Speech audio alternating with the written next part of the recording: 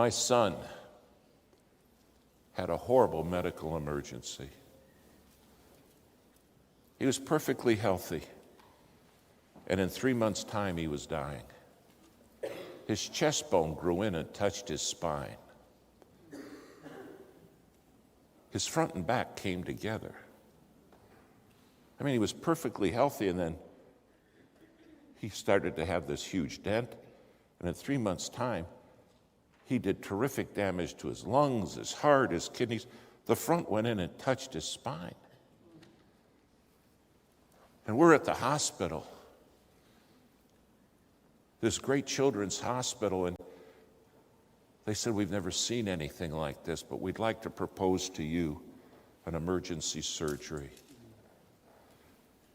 They took my wife in a room and they said, your son maybe has another day, possibly two. He's dying. But we'd like to try a surgery where we lift his ribs off his body. And the heart doctor will come in and go to work on the heart. And the thoracic surgeon on the lungs. And we have all this team lined up. I said, can you do that? They said, we don't know. It's not been done before, but he's dying. I walked out of that room and I called the best doctor I knew. I grew up with him. His name is Ronnie Jones. And I said, Ronnie, I'm terrified. I explained it all to him. I said, what would you do if you were me?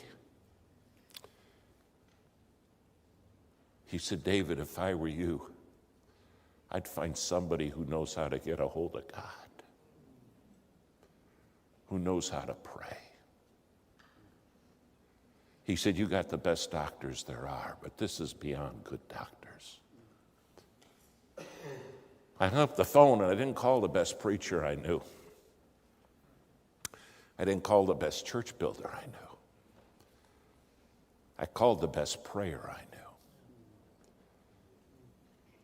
Could I have called you? Would you have been the man? Would you have been the woman? He didn't pastor a megachurch. I just knew he had a relationship with God. I called and I got his secretary and she said, oh, he's just left on vacation. I said, oh, please do not tell him I called. I hung up with him and 20 minutes later he called me. He said, why'd you call? I said, I know you're on vacation. I don't want to disturb you, but I told him my story. He said, David, I'm going to pull over and get a motel room.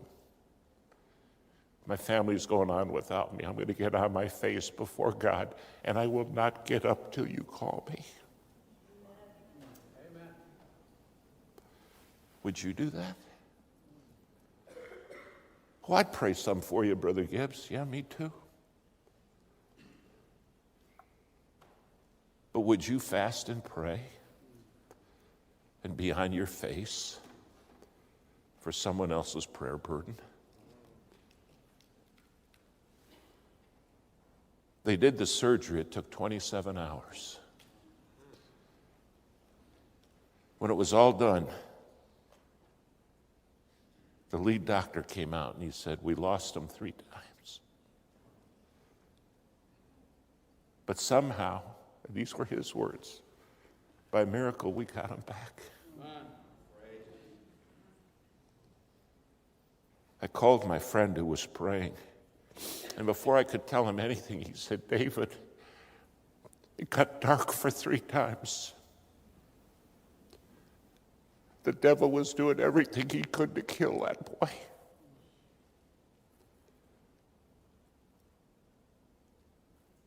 But I stayed praying. Amen. Is he okay? I said, yeah. Prayer is not something good in the Christian life. Prayer is a commanded essential. Without the power of prayer, we've abdicated the most powerful thing we have. Because prayer moves the arm of the Almighty.